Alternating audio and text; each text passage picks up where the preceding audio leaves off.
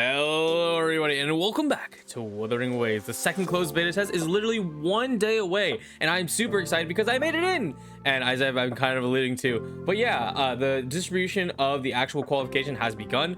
Please be patient with them. Like, this is a very big it's a very big project to be distributing all these beta keys to every individual person, so please check your emails, etc., and do not spam the mods.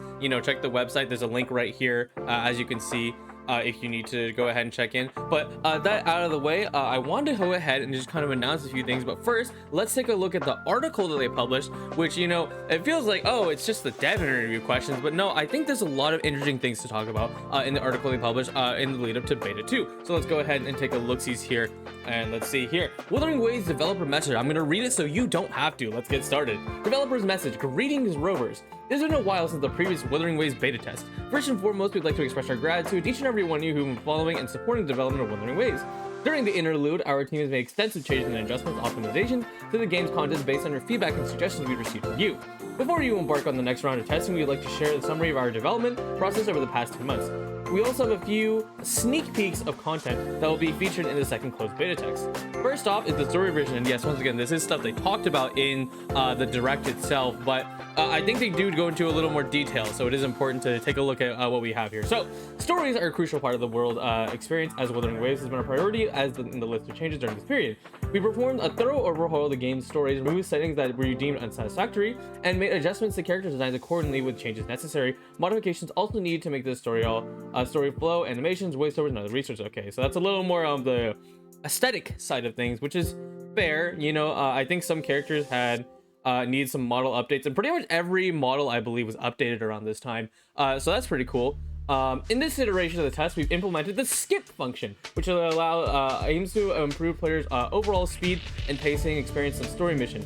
In addition to the inclusion of the resonator story missions for Jian and Ling Yang, we'll be able to fully experience the charm of these resonator in conjunction for these game modes to grasp more of a immersive gaming experience. Okay, so that's interesting. Jian did not have a story. And look at him, he's holding a picture of a little pufferfish, so that's so cute. Ling Yang is the lion dance boy, so that's also a confirmation of how we say his name. There's no space in between, it's just Ling Yang all the way through, so that's super cool. So yeah, new story missions, so that's gonna be fun. I really did not get to do too many. I only got to do Shiksa's, and that was fine. Yep, looking at this, just cool picture, going through some dungeons, and this one we've seen from the trailers, but it's this little floating area with grapple section, so that's gonna be heck of fun. Improvements to combat. The combat system in the previous beta was well received by the community, and using its foundation, we have made optimizations to the overall combat loop experience centered around the intro and outro skills. Detailed adjustments were made to such as character-specific skill effects, general combat mechanics, screen shaking, camera lock-on, etc. Echo skills will also further improve, giving a smoother performance, and echo skill boasting special utilities will also serve as a countermeasure during necessary combat situations. So yes, I talked about this one once again in the actual dev interview. Once again, if you're a fan of this game, you should watch that. It's an incredible video. But yeah, definitely it's nice to actually have echoes have a lot more utility instead of just feeling, I don't really know how I feel about that. 3 new resonators, Jiangxin, Ling Yang, and Kalsharo, have been introduced to the player's experience alongside 3 new bosses: the Impermanence Heron, the Mecha Abomination, and the Tempest Mephius, plus a new phase for Scar. While reducing the complexity for players to gain the know-how of the game's combat system, we also had a higher difficulty elites on the tactical hologram calamity game modes have been placed around various areas of the maps, which will greatly reward players for seeking out a challenge. Our goal of players, regardless of skill level, to appeal to action games, to become engaged as quickly as possible and to fully experience the smooth, satisfying combat Wuthering Waves does offer. Very good. Yeah, sorry, that was a little bit of a drawn out. There was a lot to read, but so this is confirmation that these characters will be in the beta, so that's awesome. So Shanxin, Ling Yang, and Kalcharo, the 3 characters who were in the videos, the one that does fights with their fists, lion dance boy, as I'm just gonna lovingly call them, and then Kalcharo, who looks like Sephiroth. And that's also a name confirmation, because before he was speculated to have the name Kakarot, but now we have official English localization of Kalcharo, so that's super awesome. Great to have it. I don't know how I feel about Kakarot being as a Kakarot. Anyway, we see Monkey Man over here. Is this one of the new boss? I think it is. It does count. Probably does. Also, new things around the map to explore, and you can challenge these bosses in the overworld. In like kind of like a super hard mode, so that's one. grabs you, throws you. Ow, that hurts a lot. Look at Rover Ragdoll. Oh man. All right, graphics quality improvement. The adjustments to in-game visuals have introduced a more comfortable and polished experience. Internally, the team implemented a more detailed atmosphere tier system to address player feedback of visual fatigue experienced from the previous test. Thus, focused optimizations put into place for the model rendering, shapes, special effects, clothing designs, etc. based on character appearances. During this test, players will have been given the opportunity to witness and be immersed in weather phenomena like the etheric sea, celestial anomaly, retroact rain, unique to world, Wuthering Waves in specific areas, distinctly designed for sceneries, being placed by combining our concepts and hoping to bring a players a different experience. Yes, so this is definitely a thing that I kind of like, you know, I wasn't too big on because I'm not like the biggest graphics guy, but there are definitely some section of Wuthering Waves that feel a bit dull, and it's not to say that there are areas that are intentionally made to be dull, some like the Fallout zones and stuff, but areas like this, you know, a big forest, big mountain, you know, big trees, you know, come on and get some more color in there, and they definitely splashed it. You can take a look at this GIF right here. I mean, come on, it already looks beautiful, way better. Now that's another thing that I definitely didn't really touch on too much, but there was not a lot of dynamic weather changes in the game.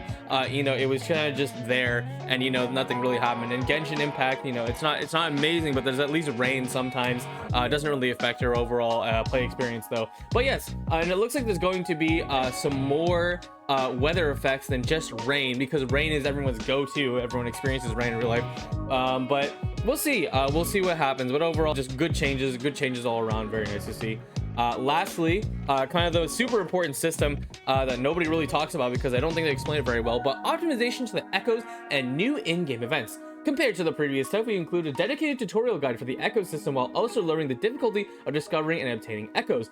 After obtaining echo for the first time, the chances of re-obtaining in the same tacit field will increase the more you challenge it. The current Echo Kit adopts a tag-based system, which makes versatile combinations and strategies based on the circumstances. Player will now have the opportunity to collect elusive echoes. The final name may vary in game. These echoes possess appearance and features, but we won't spoil them just yet. Last but not least, for the first time in the in-game events, the Depths of the Elusive Realm and the Overdraft track challenge will be available for experiencing this test. So that's really interesting. I'm going to scroll past it a little bit. But yeah, echoes is one of the kind of important system, I'd say, to the game that they don't really talk about too much, and it's a really cute system, but obtaining them was really hard. Like, to give you the basics, you had to defeat an enemy and then you can capture them, you know, kind of like a Pokemon, you know, and suddenly and stuff like that. But it was really sometimes an unenjoyable experience to obtain them, and this especially became true with bosses, because you could obtain a boss version, you know, when you fight, like, you know, the bosses to level up your characters, you could obtain them as well, but that was also a little bit you know, it felt a little bit tedious, cumbersome, and you know, it didn't really feel overall fun. This especially becomes important because echoes have random stats, so it made it very difficult, you know, to kind of like, you effectively had to grind for these as much as it was an incentive to go fight more enemies. It was still, you know, like kind of like that RNG gated, not too fun, you know, kind of thing. So I'm glad they made some improvements there, because it is a very important piece of Wuthering Waves, especially because, you know, your echoes are your companions. You get to do a lot with them, you know, and not just you know, not just participate in combat sometimes. The addition of like effectively an elusive echo, which I mean, who knows, maybe they'll change the name in the future, but this is really cute. You know, get to flex the fact that you found like a rare drop or something, you know, more incentive for people to go out and like hunt for cool things, you know, as long as the recolors are really cool. I think people will have a lot of fun with this. So yeah, it's a cute system. I think it's all right. What else do we have here? All right, as the game is currently in development stage, some of the content players experience is still a work in progress builds, which may lead to unpleasant gaming experiences. Players will find some voiceover content for the characters and storylines absent within the game, but rest assured these contents are undergoing rigorous development as we further improve the game. Players participating in the beta test from mobile devices may experience increased power consumption, overheating, and other issues with certain devices across. I'm gonna wipe past this a little bit. It's kind of like, this is kind of just like the catch term. It's like, okay, listen, it's a beta test, guys. Do not think that it's going to be 100% perfect. And I 100% agree, even though there's been a massive improvement and a very impressive for only 9 months of improvement. You know, don't expect the game to be 100% perfect, because so many people are like, oh my god, the game is taking too long, you know, like I just want to rate. It's like, stop, let them cook. Okay, like game development takes time, and if you want the product to come out good, it's gonna take a while, so too bad. Okay, and Wuthering Waves deserves every single bit. 9 months, and this is how much change has already occurred. It truly is you know, an incredible thing, and you know, nothing you'd expect to see in the gaming industry, especially in the direction that it's gone. We are deeply aware the game still has many shortcomings, and your feedback and suggestions propel us strive towards presenting a game enjoyed by all rovers.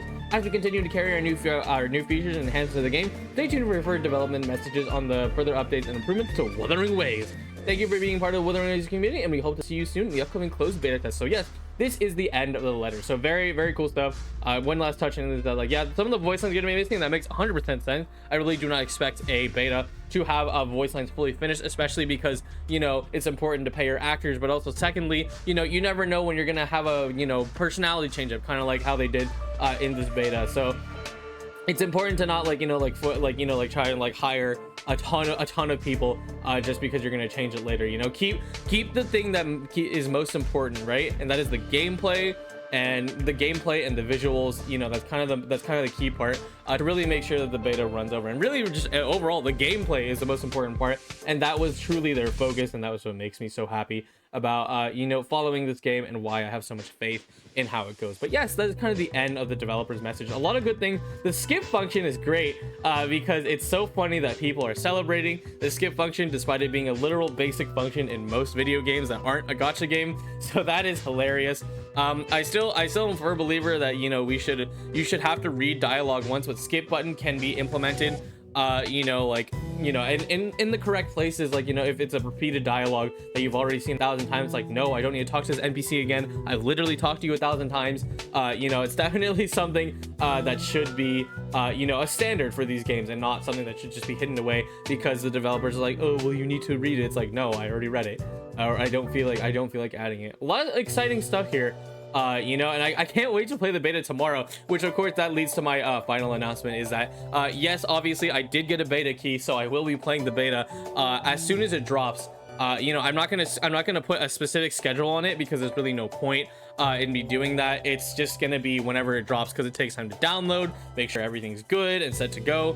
But you know, we're just gonna have to roll with it. Either you know, I should be most likely streaming it. I hope my computer can handle it. Honkai Star Rail has been difficult to handle, but regardless, you know, I'm still gonna try my best to do it because I really want to play this game live with you guys. So yeah, that is the end of the Wuthering Waves development mission. And lastly but not least, let's just take a look at their Valentines. I didn't post this up, but oh man, they look so good, and oh my god, I love you, Yang Gang. I will do anything for you. But yes, that is all I have today from me and Wuthering Waves, and I'll be seeing you all tomorrow because, like I said, the stream is coming. It is super duper exciting. We do a bunch of stuff here, but of course Wuthering Waves is going to be your top priority probably for the next coming week.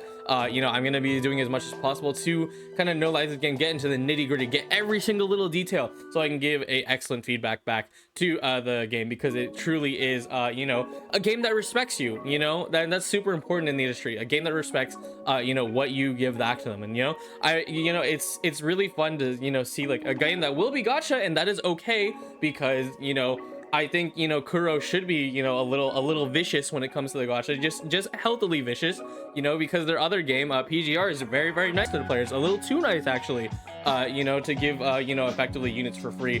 You know, this game needs to, you know, if they're gonna make money from it, I'll let them do it. Anyway, thank you all so much for watching, and we don't need to prepare for the rival tomorrow because tomorrow is here. I'll see you all later. See you tomorrow. Goodbye.